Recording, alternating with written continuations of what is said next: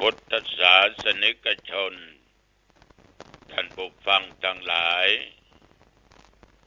อันเป็นที่ฮักเป็นที่นับถือของตุเจ้ามาพบปะกันอีกเช่นเคยในรายการปกิณกะแห่งธรรมะสัพเพเหระเป็นประจำทุกวันในเวลาเดียวกันนี้และก็ทางสถานีวิทยุแห่งนี้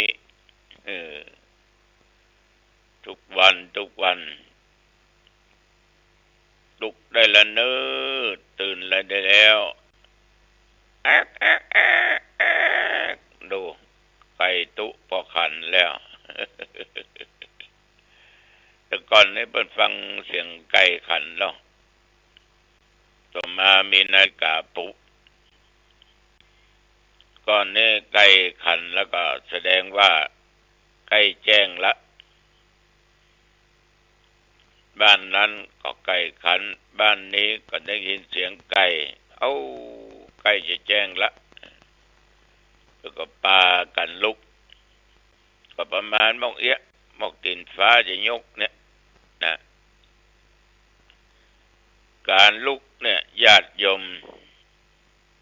ถ้าลุกตามเวลามันก็เคยชินใหม่ๆเหมือนกับว่าจะคัดใจตัวเองพ่องลุกดีจ้าบ่ลุกดีจ้าลุกดีจ้าลุกดีจ้าหลับดีกว่าหลับต่อเพื่อสะดุ้งตื่นปอดเต้าตะวันขึ้นมาบเนี่ยยังขบตันจะออกไปยักการยังงานเร่งรีบฉะนั้นถ้าเราเคยลุกเป็นประจำเหมือนพอออกไม่ออกที่นั่งฟังเนี่ยฟังธรรมะแล้วก็ออกไปค้าไปขายออกไปยักการยักงานล่ะหรือว่าอันอยู่บ้านนึ่งข้าวเป่าไฟยักกินยักว่าหุงข้าวอะไรต่างๆเตรียมพร้อมอาบน้ำอาบท่าไว้กินข้าวอิ่มก็ใส่ผ้าใส่ครัวออกบ้านออกจองไปยักการยักงานเนี่ยตื่นเจ้ามันดีนะดีก็ตื่นขวายลุกเตอะถ้าเคยลุกขวายมันก็ลุกขวายเคยหลับเจ้ามันก็หลับเจ้าบางคนนี่หลับพอเกือบจะตีหนึ่งเมาเล่นเกมพ่องเมายะนั่นยะนี้พ่องประการสำคัญเมาจมจมจมมือคนนั้นจมมือคนนี้เรียกว่าไม่ค่อยรักตัวเองนะเนี่ยนะจิตใจไม่ได้พักผ่อนเลยบางคนตื่นขวายตื่นสายบัดตันได้กินเนอวันนี้ตรงกับวันจันทร์ทุกวันจันทร์นั้นเราจะไหว้พระสวดมนต์ถวายเป็นพระพรชัยมงคลแด่องค์สมเด็จพระวชิรเกล้าเจ้าอยู่หัวคือพระเจ้าแผ่นดินรัชกาลปัจจุบันดังที่หูกันทั่วไปว่าปีนี้พระองค์ท่านนั้นมีพระชนมายุจะครบ6 รอบก็แสดงว่าพระองค์ท่านประสูติปีมะรงปูใหญ่หรือปีนาคเนี่ยอายุพรรษาของพระองค์จะเต็ม72 พรรษาในวันที่28เดือนกรกฎาคมเดือนหน้าเนี่ย28 กรกฎาคมพุทธศักราช 2567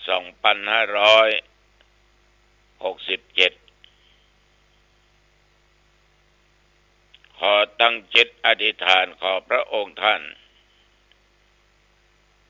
จงมีพระสุขภาพพลามัยกายใจแข็งแรงได้อยู่เป็นร่มโพล่มไทรของประสบนิกรทุกคนทุกหมู่เหล่าขอให้พระองค์ทรงมีพระเกษมสำราญมีพระทัยแช่มชื่นเบิกบานด้วยศีลด้วยธรรมขอให้พระองค์ทรงมีพระชนมายุยิ่งยืนนานได้120 พระพรรษายิ่งขึ้นไปเอาละต่อไปไหว้พระนะไหว้พระอะระหังสัมมาสัมพุทโธภควาพุทธังภ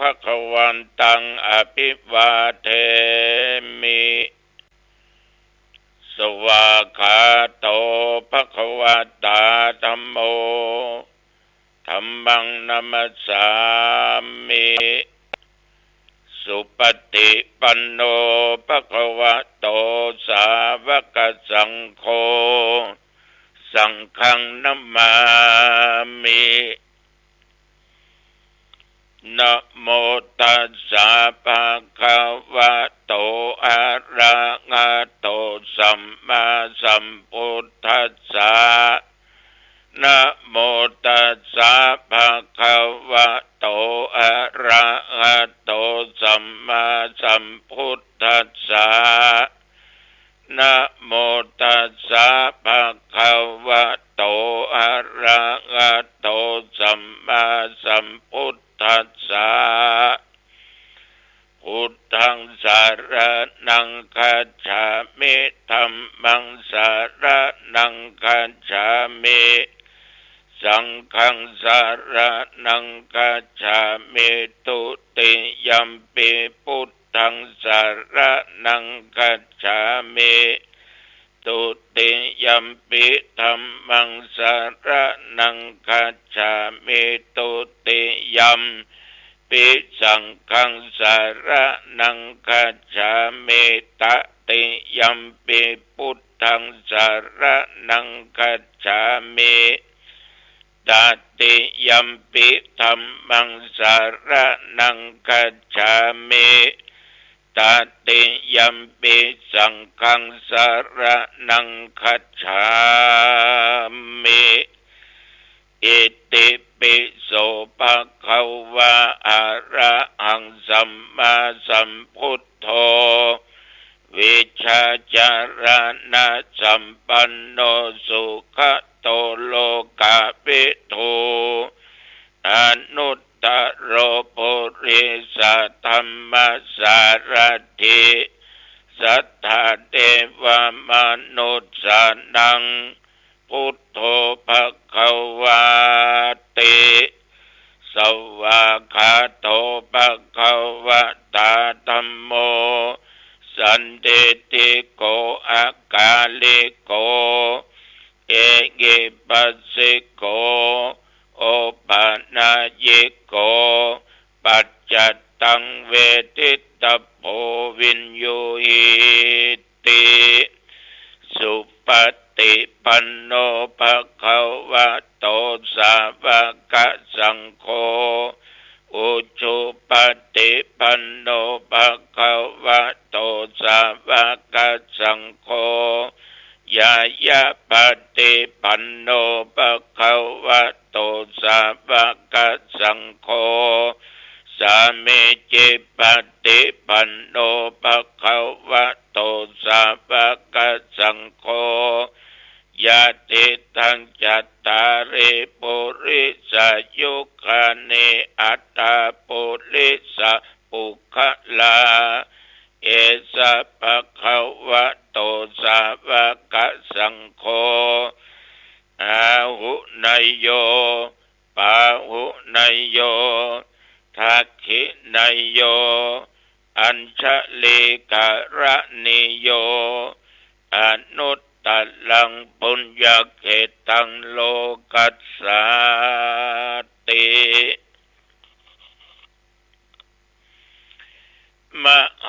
วชิลาลังการโนไทยานังธรรมคติโยมหาปุญโยมหาเตโช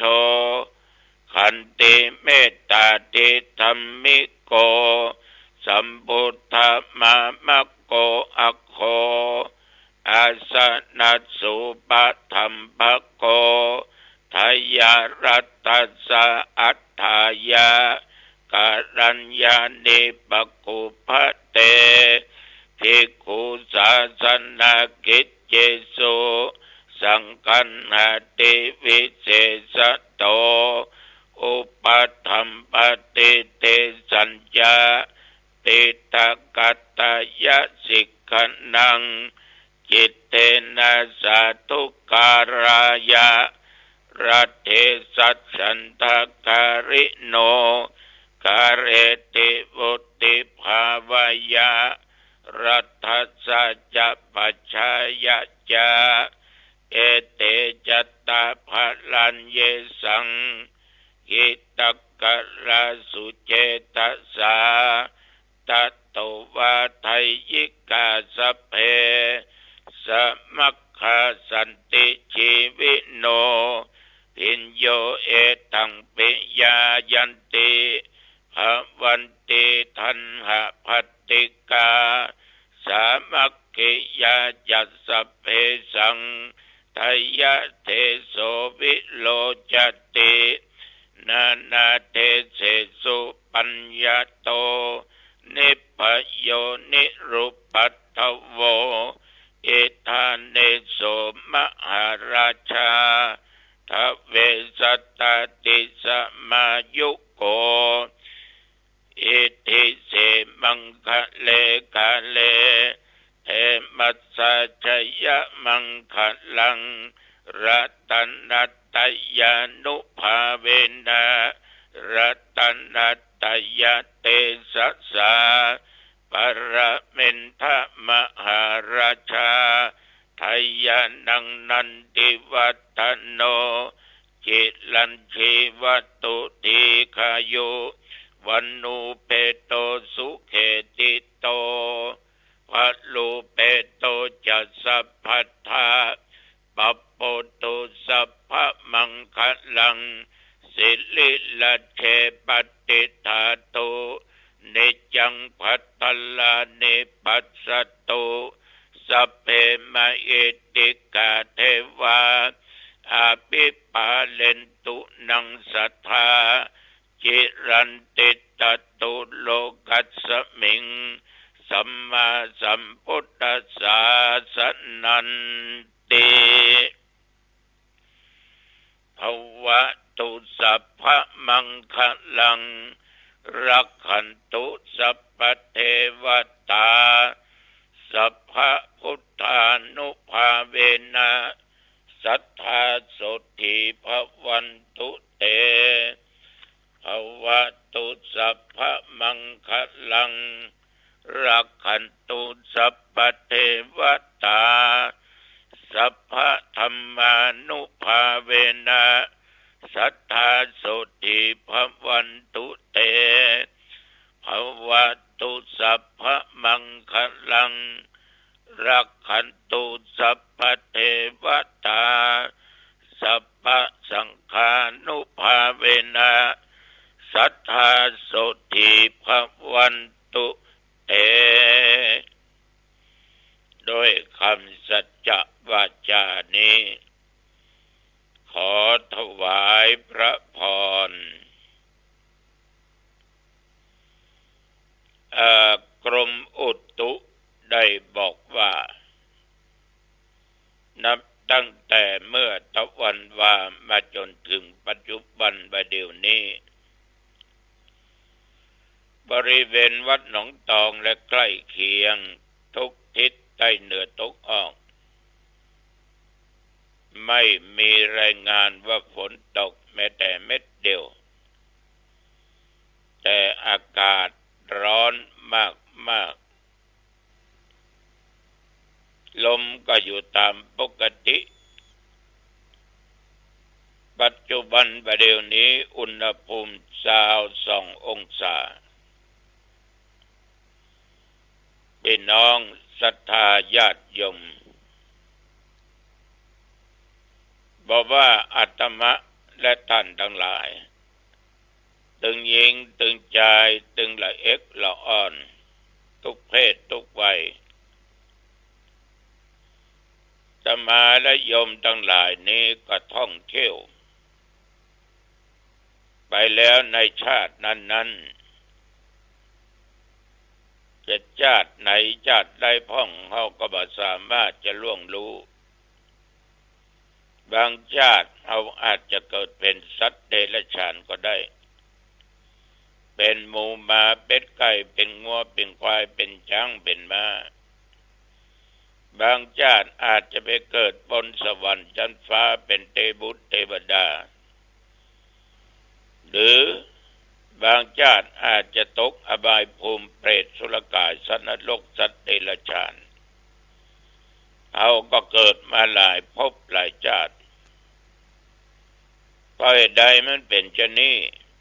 เพราะอรหันต์อริยสัจสี่อรหันต์ทุกข์อรหันต์สมุทัยเหตุเกิดทุกข์นิโรธความดับทุกข์มรรคคือหนทางความดับทุกข์อรหันต์อริยสัจสี่ตามความเป็นจริงเพราะได้ญาติโยมเพราะอริยสัจสี่เหล่านี้อาตมาและท่านทั้งหลายถ้าหันแล้วหรือว่าเฮาบ่หันถ้าเฮาบ่หันตัวตัณหาก็นำไปสู่ภพอันที่บ่ค่อยดีแต่ถ้าเฮาหันท่านทั้งหลายเฮาก็จะพ้นทุกข์ได้เฮาและท่านทั้งหลายจะถอนขึ้นจากรากเหง้าของกองทุกข์เพราะเอาเกิดมาเป็นคนมันก็ทุกข์เป็นสัตว์ก็ทุกข์เป็นอย่างก็ทุกข์หนีทุกข์108ตึงปนมีเงินก็ทุกข์มีข้าวของก็ทุกข์บ่มีก็ทุกข์มีเมียก็ทุกข์ก็ได้เมียมีผัวทุกข์ก็ได้ผัวได้มาแล้วก็เป็นทุกข์ด่ากันถึงวันแจ้งกันถึงวันเก่งหาสกันถึงวันทำร้ายร่างกายกันถึงวันอยู่ด้วยกันก็ได้ลูกเต้าสืบแดนตระกูลก็หันหน้าลูกว่าลูกเขาจะเป็นคนจะใดบางคนได้วานไว้ศาลกล่าวที่อันที่นี้ไปขอลูกไปทำลูกเกิดมาแล้วญาติโยมบางคนก็มาเป็นทุกข์กับลูกสัมว่าได้ลูกทรพีทรกรรม